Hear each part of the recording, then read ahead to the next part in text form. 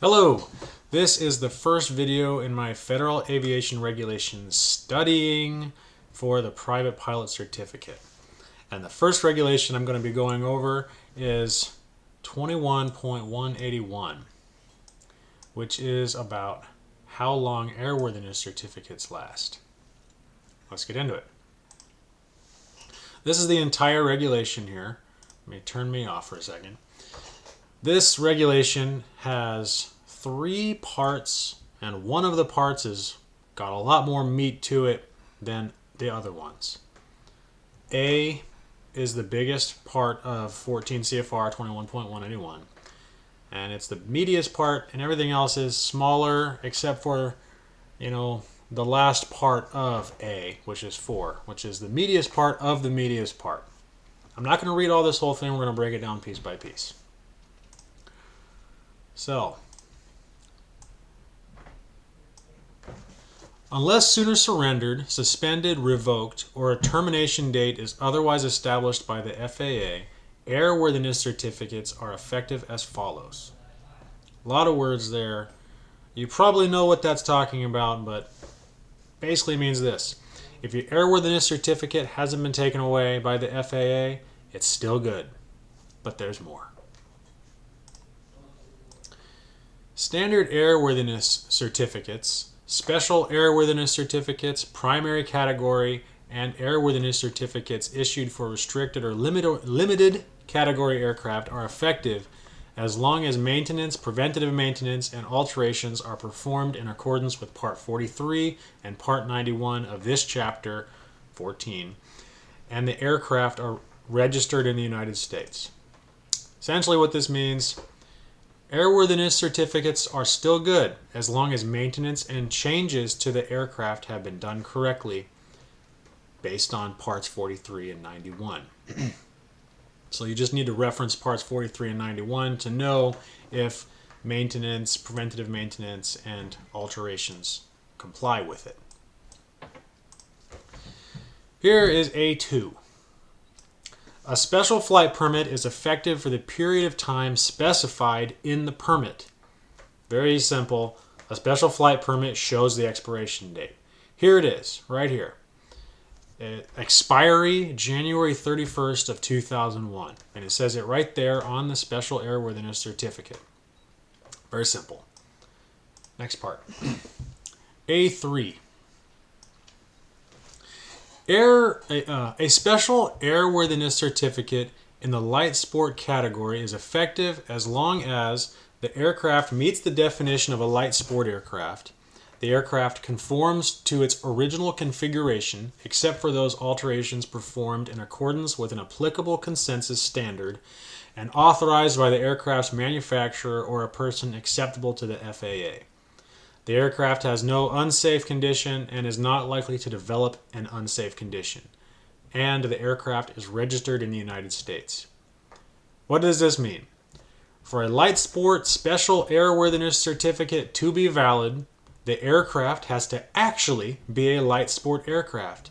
It has to basically be the same as it was when it was built. It has to be safe, and it has to be registered in the U.S. So light sport special airworthiness certificate, aircraft has to be a light sport aircraft, has to be the same as it was when it was built, basically, has to be safe, and has to be registered in the U.S. A4.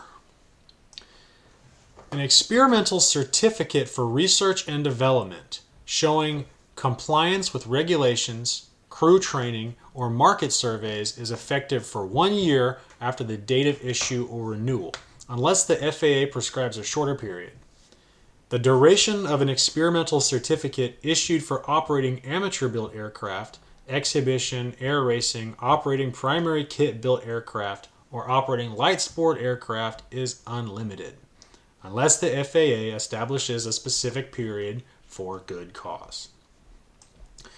What this means is experimental airworthiness certificates for research and development are good for 1 year.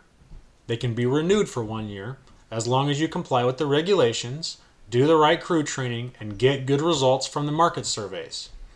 The FAA can still make the period shorter if they want to. Experimental airworthiness certificates for amateur-built aircraft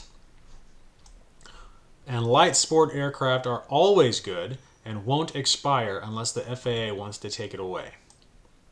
So, experimental airworthiness certificates, they're good for a year. They can be renewed for a year. FAA can do whatever they want. If you want to renew it, you have to do the right training, got to get the good results from the surveys, and you got to comply with the regulations. For these types of aircraft, amateur built, exhibition, air racing, primary kit built, or operating light sport aircraft, that stuff is always good. The experimental airworthiness certificate for those is always good. Probably should make some flashcards for that if you think it'll come up. It probably won't. This is kind of more obscure stuff. They may not test on this. But I'm not sure. I haven't taken the test yet. So maybe make some flashcards just in case. Okay, let's move on. All right, we're out of the meaty part, and we're starting with B now. Okay. So the owner, operator, or bailee of the aircraft must, upon request, make it available for inspection by the FAA.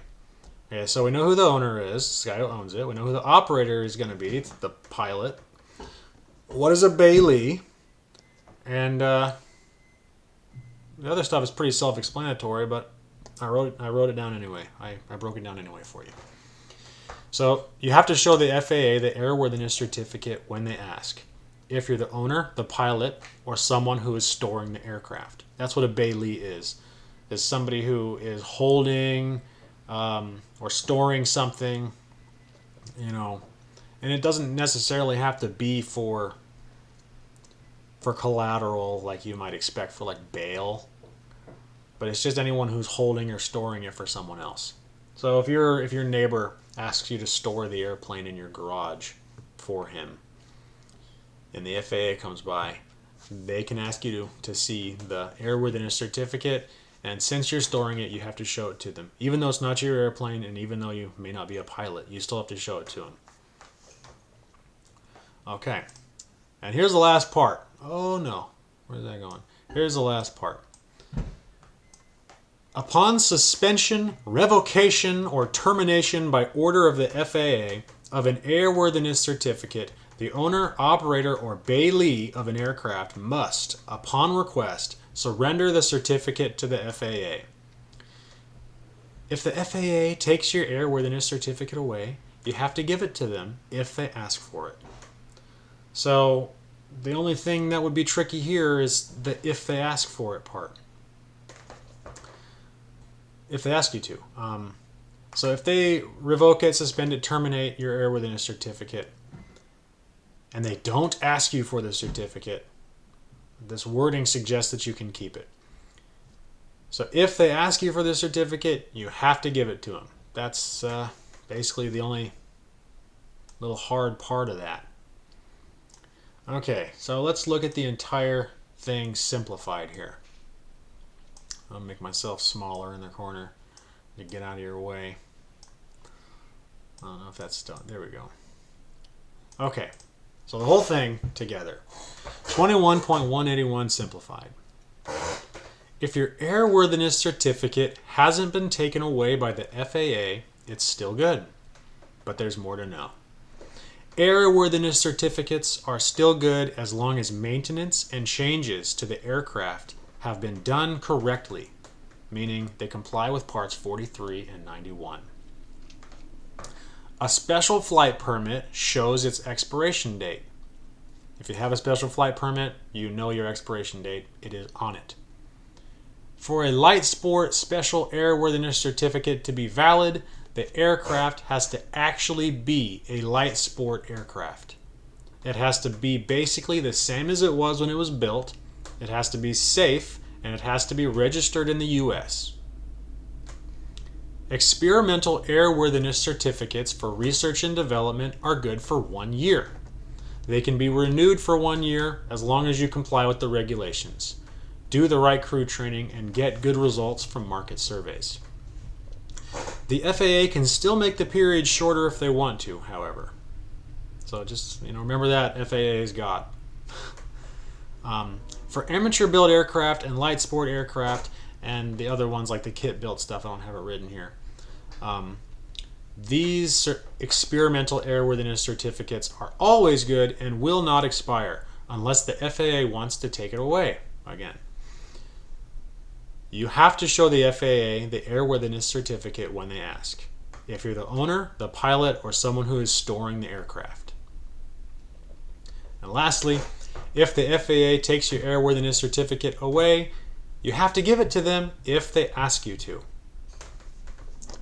And that's that. I'm going to be making the next video here shortly. Stay tuned if you're trying to study for your private pilot license. Let's get up in the air, guys.